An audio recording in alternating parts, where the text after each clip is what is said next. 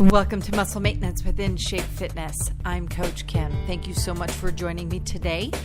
My podcast this morning is called The Summer Morning Wake Up. It's part of a series. Actually, it's the theme of all of the podcast work that we do for muscle maintenance, where we help you develop, learn exercises, and think about what it takes to motivate you to exercise a little bit in the morning. Now, we're not talking about heavy-duty workouts that last an hour and break you out into a big-time sweat. We are talking about rolling out of the bed, moving around in your apartment or house or wherever, in your pajamas. That's what I do in my pajamas in the morning for 15 to 20 minutes to boost your metabolism, wake up your brain, stimulate your respiration, and stimulate the blood flow and all of the body parts that will likely sit for the majority of your day.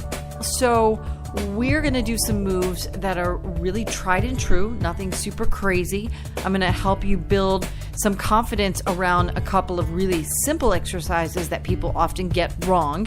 And we're going to do some breathing exercises and some stretching. The whole thing is going to take less than 20 minutes. And again, there's no equipment needed. You don't need shoes on your feet.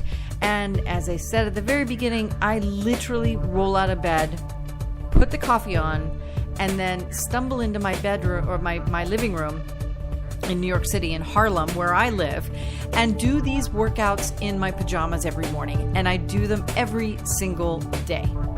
Not to feel guilty if I don't wake up and feel like I want to do it every single day, but it is a pattern that I have, which helps build the confidence in the way that the body operates. Because let's face it, with our sedentary lives, most people do basically go from the lying down position in the bed to a seated position that pretty much lasts all day long. So stand up really tall. The very first thing that is important to remember when you wake up is that all of the engines, all of the cylinders need to get turned on. That means that your brain needs to turn on. It means that your lungs need to power up and operate at their highest functioning level. It means that your posture needs to be sort of synchronized or calibrated first thing in the morning. So we call it a postural systems check, actually. And all you do is stand up in the middle of your floor and drop your arms beside your body. Think about the placement of your arms a little bit first, because when you stand erect in an anatomically neutral position, your hands turn outward a little bit, such that your thumbs are not quite pointing backwards, but they're turned out. Now, if you notice a lot of sort of modern natural stances, the palms face the legs, the side of the legs, and your thumbs face forward or point forward. But if you can turn your arms out a little bit, what you'll feel happening is that your back is straightening out because your shoulders are pushing back a little bit. Your back is not curling forward, and your head rights itself. So your ears and your shoulders should line up vertically at all times, and you've got a plumb line, an invisible line that sort of runs down the side of your body. And by the shoulders being back, you open up your chest, and that enhances your respiration abilities. And then think about the rest of your spine. Tuck in your tailbone, pull in your belly button towards your spine a little bit, and then make sure that your hips, your knees, and your feet, your ankles line up as well. Now, with your feet, just make sure that you're standing, thinking about having four corners of your feet, of each of your feet, and you want to press into the floor, your floor surface, with all four corners. And that basically just means that if you tend to naturally pronate, where you sort of press to the inside of your foot, or supinate, where you press to the outside of your foot, you're thinking about that. Plus, you're not just digging your heels into the floor or leaving your heels off of the floor and pressing into the floor with just the balls of your feet. So you're just thinking about that foot stance. Now, that's a lot of just thinking about your body parts, right? So hopefully you're also breathing. I want to tell you a little bit about breathing as you just think a couple more seconds about the plumb line, about that straight line. So whenever I say postural systems check, or maybe, 2 or 3 times during the day, when you notice yourself having to stand at attention, wait for something, wait in line at the grocery store, wait for a train or, on the subway or a bus at the bus stop, anytime you're thinking about that, when you're in the standing position, go to that plumb line and think about your position. But thinking about your breathing as well, you want to inhale deeply, smell the air around you. Try to inhale, waft the air into your nose, through your nose. Keep your mouth closed as you inhale, and then bellow out all of that waste gas, the carbon dioxide. You want to get it out, and you want to contract your diaphragm. As you push the air out, then you're far better able to utilize your diaphragm to help enhance your respiratory efficiency. Okay, so now we're just firing up, sort of shifting into the first gear here in terms of your body being awake. Try not to think about the tasks at hand for your day. Really simple stuff here that we're going to be doing. We're going to take a couple of seconds just moving our body parts, moving some of the joints. So you're going to make some circles with your shoulders. You can do this in a couple of ways.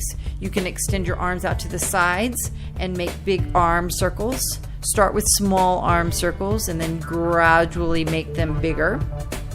Or if you want to keep your arms down beside your body, you can also just perform those arm circles. Forward to back, real slow, and then reverse directions. However you're doing them, you're just reversing the directions now and starting towards the back, moving forward. All right, these are just, again, additional, very minor stimulants for the rotator cuff, for your back muscles, for your chest muscles. Now pretend that you are Michael Phelps in an Olympic swimming pool. So you're going to freestyle swim, bringing one arm back and around, using your hand to kind of cup the air and push the air behind you. You also get a little bit of torso rotation. As you cup the air, you bring your arm back. Your torso, as you bring the left arm back, your torso twists slightly towards the left, and then the same with the right. And now put your hands on your hips. So we've warmed up the upper body. Now I just want you to march, a slow march, where your knee lifts up to about hip level, and then you put your foot back down. Now, these are not difficult workouts. What I'm going to do is get your heart rate up. In the next 60 seconds, you're going to be on the floor, transitioning from being on the floor to being on your feet. And that is something we call, pardon the sirens, as you already heard me say. I live in New York City, in Harlem. You might hear sirens outside my window at any given time over the music. So just be prepared for that. So now your hips are, knees are lifting up to hip level.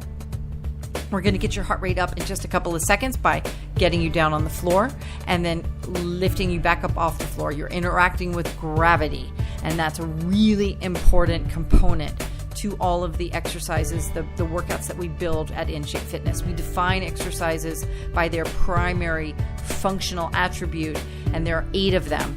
Interacting with gravity is one of those important 8 of the 8 attributes of our exercise routines. So what you do to get down to the floor is often incorrect. Now, a lot of people bend over, hinging at the back and at your hips, and try to lean the back over without lowering the butt, because you've got issues with flexibility through the back of the body, and the compression of the haunch is something that seems risky.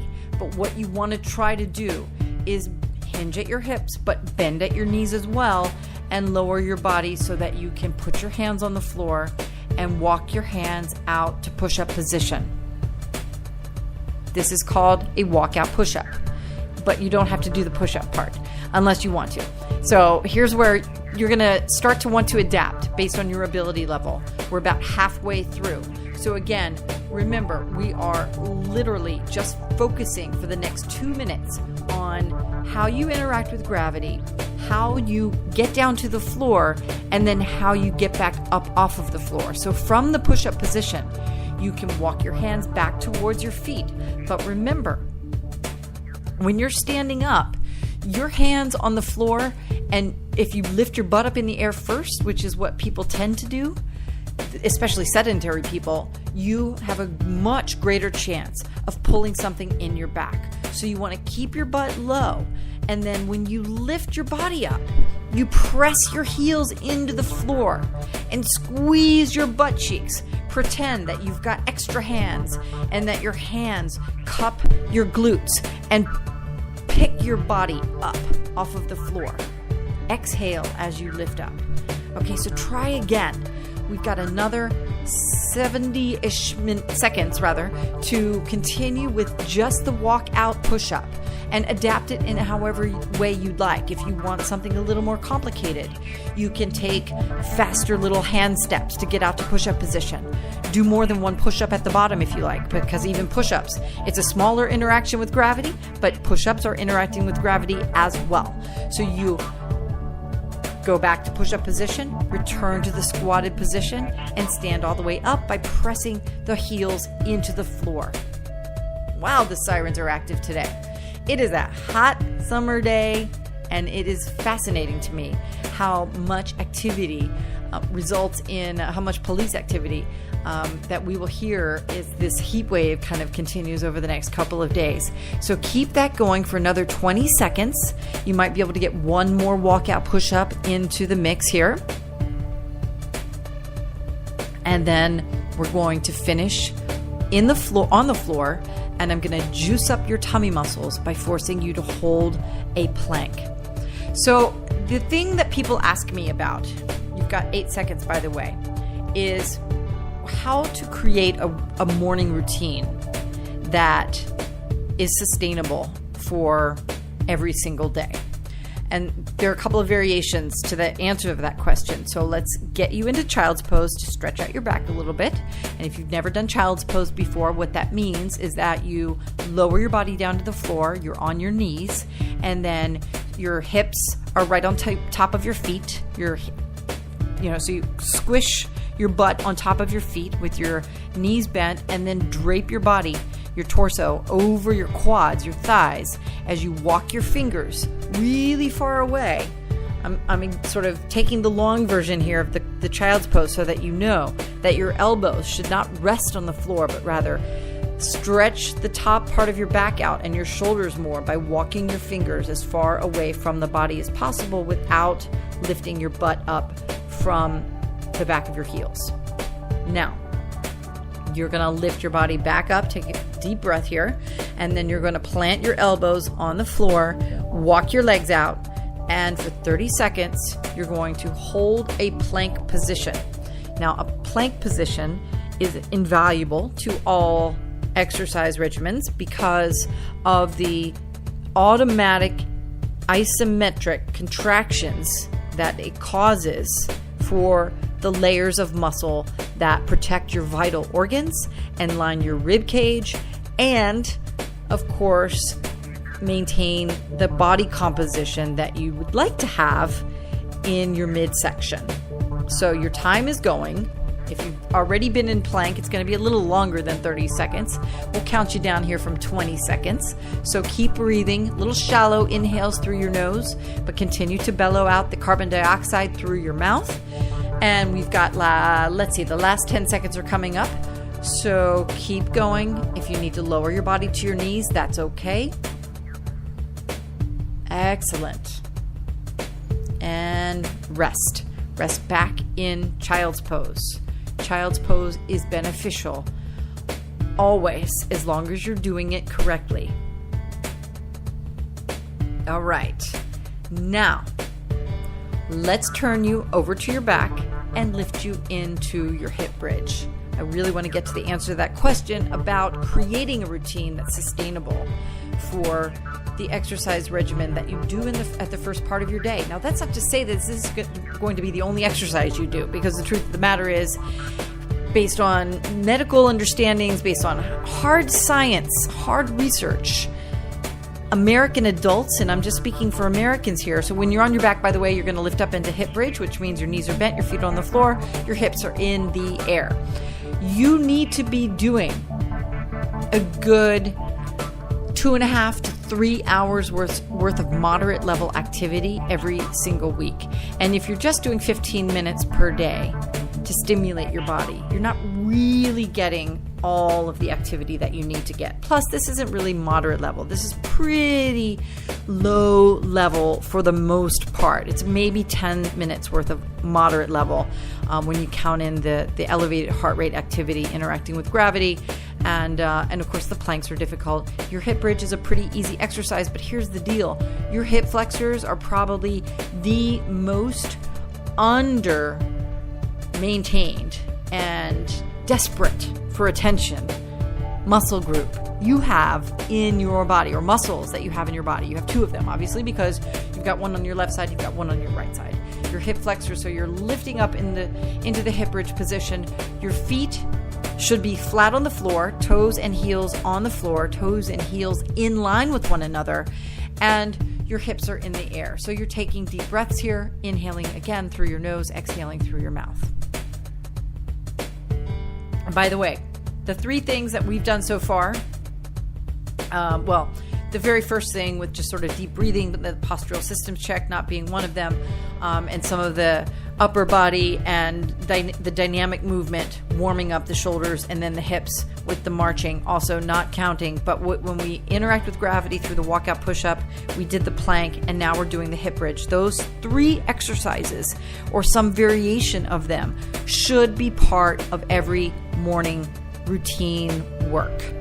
Okay, so that's really important. Now, a lot of people like the idea of having just 5-6 exercises and they do them every single day, or they want to do variations. And so it's tricky whether I make a recommendation to you to do the same thing every single day, or to try to give you tips to make something up and to change it because you don't want to get bored every single day.